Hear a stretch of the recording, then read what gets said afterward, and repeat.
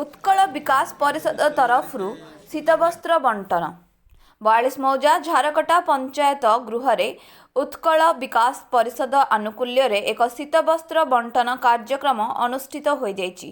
एथिरे स्थानीय अंचलर 200 रु ऊर्ध्व व्यक्ति को शीतवस्त्र बंटन करा जाइथिला। कटक सदर विधायक श्रीजुक्त इंजीनियर प्रकाश चंद्र सेठी पौराहित्य रे अनुष्ठित कार्यक्रम रे 42 मौजा मंडल सभापति सुधांशु नारायण दास, प्रवेश कुमार राउत, समीर कुमार पंडा, प्रियरंजन खटुआ, ज्योतिरंजन जेना, अमिताभ विश्वाल, संतोष कुमार साहाणी, हाकिम पति, असीम दास, अमरेश दास, रितेश पंडा, प्रभाकर पंडा, साहिल साहाणी एवं स्थानीय सरपंच शिशिर कुमार राउत प्रमुख उपस्थित थिले।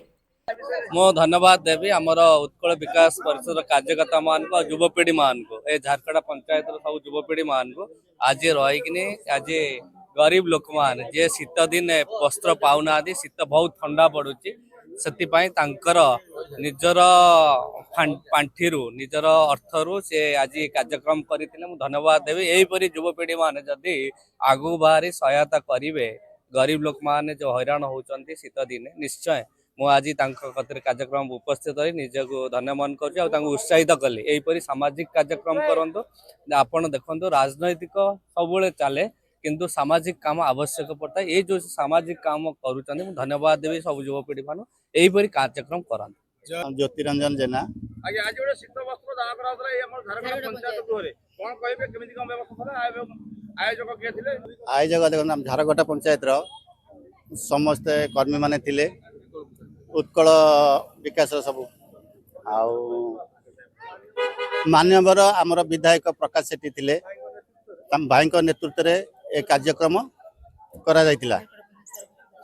आमर झारखंड आमर सरपंच से भी थिले आमर समस्त कर्मी माने बहुत सहयोग कर बहुत धन्यवाद।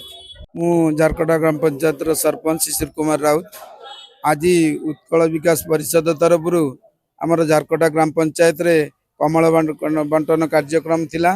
एथिरे विधायक जोग देइथिले एवं दुखी और वार्धक्य लोक अनुमानिक 200 रु एबव लोक कमल बंटन करागला।